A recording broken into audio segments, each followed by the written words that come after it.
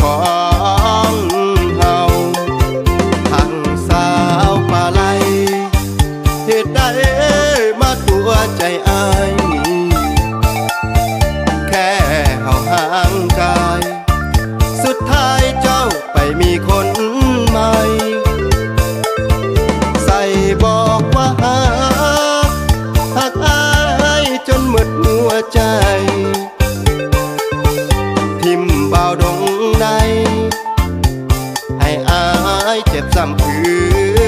นมาตั้งสาวดงแปนหักแห้งคือใจสิขาเมื่อบุญงานทาสสองเฮาแห่เม่งนำกัน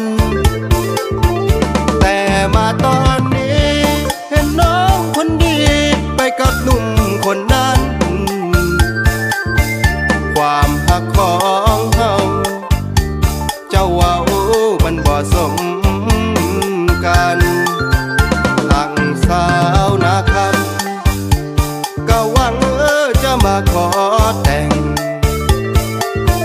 ทั้งเจ้าแหง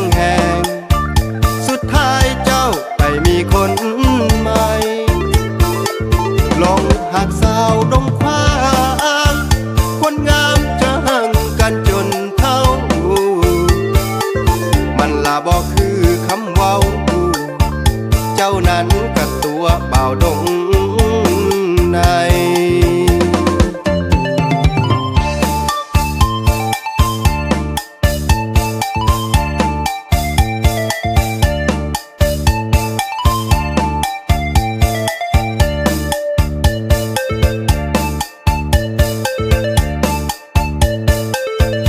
ตั้งสาวดงแปนหักแห้งคือใจสิขาเมื่อบุญงานทาสสองเฮาแห่เม่งนำกัน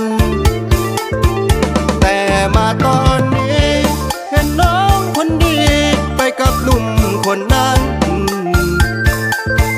ความหักของเฮาเจ้าเว้ามันบ่สมกันทั้งสาวนาคำก็หวังจะมาขอแต่งทั้งเจ้าแหง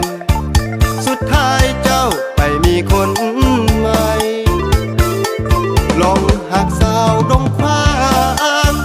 คนงามจะห่างกันจนเท่ามันละบอกคือคำเว้าเจ้านั้นกับตัวเบาดง